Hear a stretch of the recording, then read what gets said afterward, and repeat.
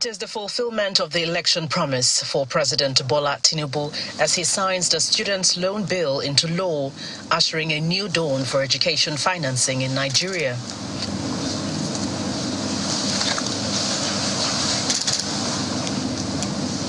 The bill, which is one of the last pieces of legislation passed by the 9th Assembly, seeks to provide easy access to higher education for indigent Nigerians through interest-free loans from the Nigerian Education Loan Fund. If we all believe that education is the greatest weapon against poverty,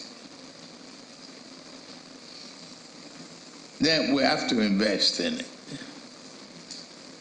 And that poverty should not prevent anybody, any child, including the daughter or son of a wood seller or bolly seller or yam seller from attaining their high standard of education to eliminate poverty.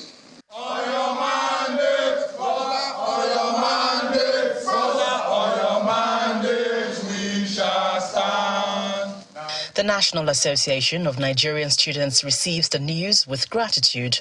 However, they have a demand. With this bill, now a lot of higher institutions will be increasing fees because they will tell that you have access, go and get loan first to pay the fees. Now we are pleading that at least we should have a uniform benchmark. Nevertheless, who are those qualified to access the loan? Section 17 of the Act provides the conditions for eligibility, and they include admission into a Nigerian public university. Annual income limit must not exceed 500,000 naira per annum, and guarantors. However, students can be disqualified from accessing the loan if the student is proven to have defaulted on any previous loan granted by any organization, if the student is convicted of felony, fraud or drug offenses, examination malpractice, and parental loan default.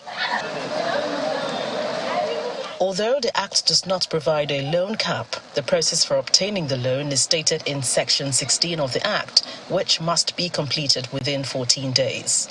The disbursement is expected to be made within 30 days. The government plans to establish the Nigerian Education Bank with funds drawn from education bonds, education endowment fund schemes, 1% of all taxes, levies and duties from FRS, customs and immigration, 1% of all profit from oil and other minerals, including revenue accruing to the fund from any other source. The president has directed that he wants to see that by September, October, this 2023-2024 academic session, he wants to see recipients of this loan. So it's a very, very serious match for us. So from between now and then, we have to fine-tune the processes for people to get loans.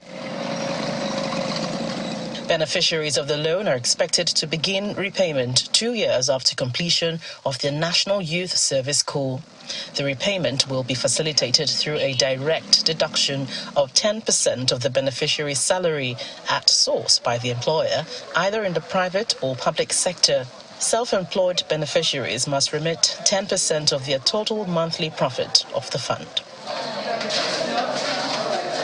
However, any individual who commits an offence and upon conviction is liable to a fine of 500,000 naira or imprisonment for a term of 2 years or both. This emphasizes the importance of adhering to the repayment obligations. There should be a time period when to pay back also the money. If you don't pay back, the physical punishment will be levied on you. Now, every bill, no bill is perfect. Just like no human organization is very perfect. No human being is very perfect except God. So every bill may have its own problem. When will you know the problem? When you start implementing it. So for now, you may not know which area is not good and which area is good. The provision that beneficiaries are expected to pay after 2 years. In this country of unemployment, I anticipate a lot of our graduates that might benefit from this. I use the word might, I will soon tell you why. That might benefit from this act might end up in prison. The loan repayment terms and penalties aim to ensure timely and responsible payment, contributing to the sustainability of the scheme and the availability of funds for future students.